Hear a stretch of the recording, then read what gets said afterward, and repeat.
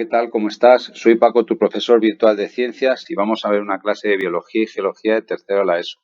En concreto vamos a trabajar con los receptores y efectores. Los efectores, lógicamente, son los músculos y vamos a hacer un hincapié mayor en los receptores y en concreto los órganos de los sentidos.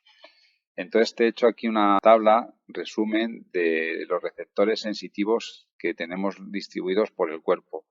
Y están divididos en dos grupos, según su localización, que pueden ser internos, que informan sobre el estado de nuestros órganos internos, y los externos, que captan estímulos exteriores.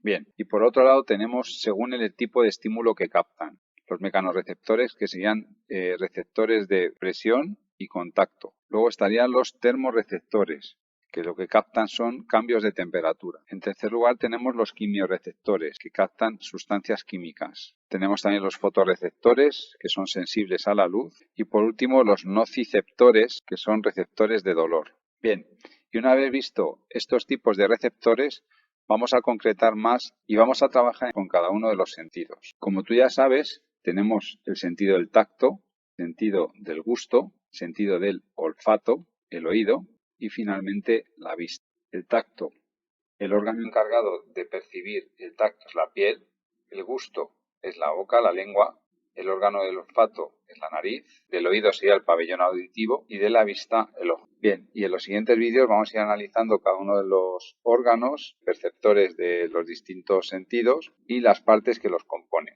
Analizando el primero de los sentidos que hemos elegido, que es el sentido del tacto. Te ha insertado una imagen de una sección de la piel donde tienen todas las partes de la que consta la piel y que contiene un montón de receptores que van a recibir información del exterior y nos lo van a transmitir al sistema nervioso. Entonces aquí vemos los pelos en la superficie, aquí te indica los poros, aquí hay una glándula sudorípara. Aquí observamos terminaciones nerviosas y, en fin, un montón de partes que tiene la dermis que lo que hace es percibir sensaciones del exterior y transmitir información al sistema nervioso central, como os decía.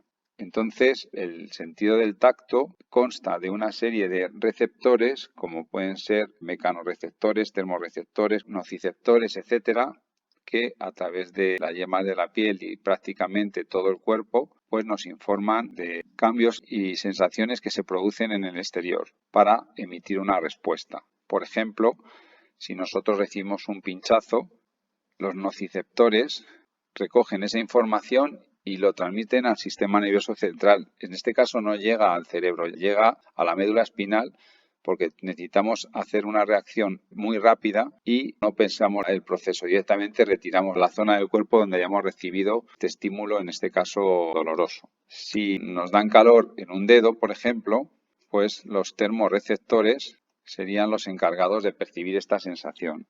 Y así con todos los receptores que tenemos distribuidos por toda la piel. Como curiosidad, tengo que decirte que en el codo tenemos muy poquitos receptores.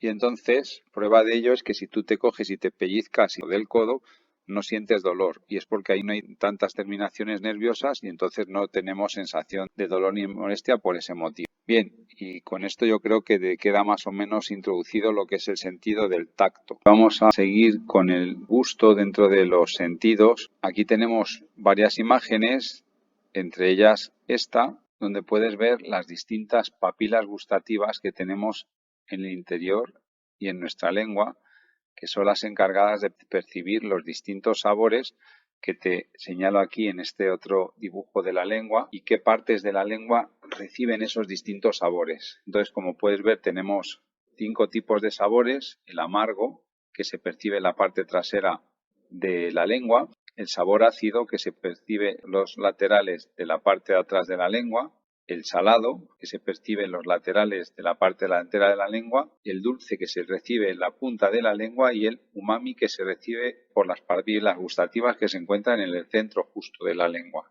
Entonces, a través de las papilas gustativas, el sabor distinto de los alimentos llega al nervio gustativo, que va al cerebro y nos genera una respuesta. A continuación tenemos el oído, formado por el pabellón auditivo, oído externo, que tenemos aquí, el conducto auditivo, que sería todo este tramo, El tímpano, que vemos que ahí que tiene un color blanquecino, que es esa telita muy finita, que lo que hace es vibrar cuando entran por aquí las ondas sonoras de los distintos ruidos y sonidos que percibimos del exterior. Vibra, hace moverse esa cadena de huesecillos que son martillo, yunque, lenticular y estribo. El lenticular normalmente no suele nombrarse, pero es otro huesecillo que tenemos ahí en esa cadena. Esos huesecillos transmiten ese golpeteo al caracol o cóclea, ¿vale? Y entonces el caracol contiene en su interior un líquido que vibra y que transmite las ondas recibidas desde la cadena de huesecillos, y a través del nervio óptico que vemos aquí se transmite la señal auditiva o acústica al cerebro. Aquí encima del caracol tenemos los conductos semicirculares, que son unos túbulos también rellenos de líquido, que son los encargados de mantener el equilibrio. Pues en el sentido del olfato tenemos que decir que el órgano encargado de percibir estas sensaciones externas es la nariz. La nariz, sabes que en su entrada tiene unos pelitos que lo que hacen es filtrar las posibles partículas que puedan entrar hacia la pituitaria, y lo que hace es captar partículas de olor que hay en suspensión. Son aerosoles que existen en suspensión.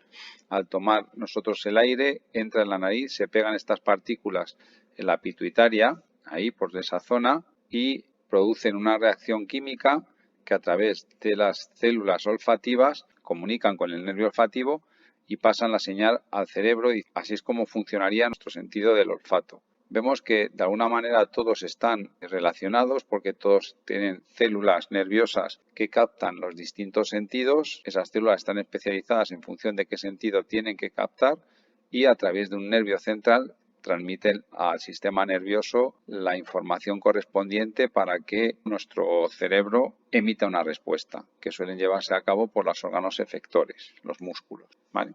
Bien, y en este quinto y último órgano de los sentidos, la vista, el órgano ejecutor de este sentido es el ojo, y tenemos aquí una sección del ojo donde señalamos todas las partes que tiene, y ahora os voy a ir explicando las funciones de cada uno de ellos.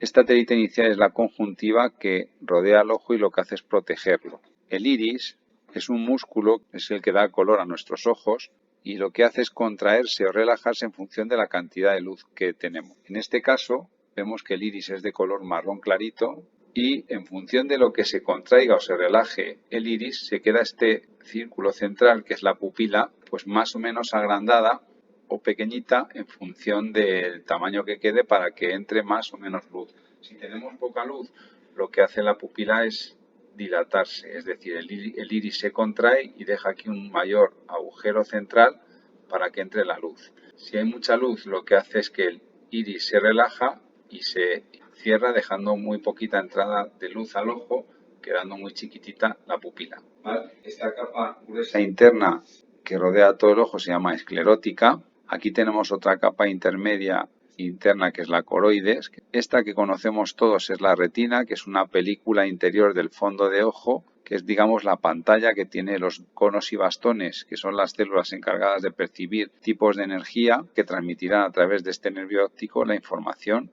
al cerebro. El humor vítreo es el líquido interior que rellena el ojo, un líquido transparente como una especie de gelatina. La córnea es una capa superficial que existe entre el iris y el exterior del ojo y la conjuntiva. El cristalino es una especie de lente, y lo que hace es regularse, es como una lente variable que lo que hace es ayudar al ojo a enfocar para ver las cosas de cerca y de lejos. Entonces el rayo de luz entra por aquí, por la pupila, llega hasta la retina.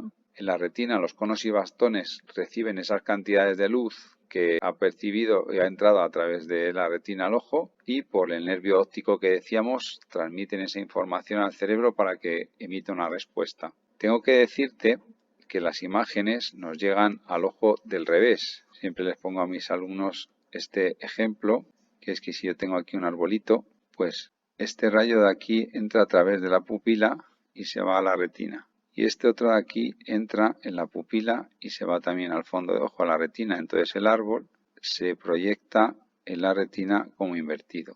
Esa imagen, en forma de energía luminosa, pasa a través del nervio óptico y se da la vuelta en el cerebro a la imagen para verla como realmente es.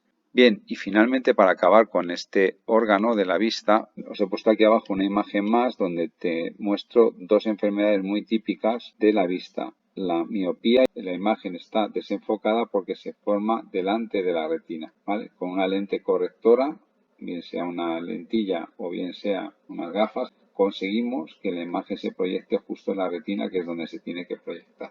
Y por otro lado está la hipermetropía, que lo que tenemos es que la imagen se forma por detrás de la retina, ahí. Y entonces tenemos que poner una lente correctora, que en este caso serían lentes convergentes, y nuevamente con ese tipo de lente conseguimos que la imagen se forme donde se tiene que formar. Nos he dicho que en el tipo de miopía la lente tiene que ser divergente, es decir, con dos cavidades, mientras que en la hipermetropía el tipo de lente que necesitamos es una lente biconvexa, con dos curvaturas hacia afuera, ¿vale? Si te ha gustado me das un like y espero verte en los siguientes vídeos. Hasta luego, chao.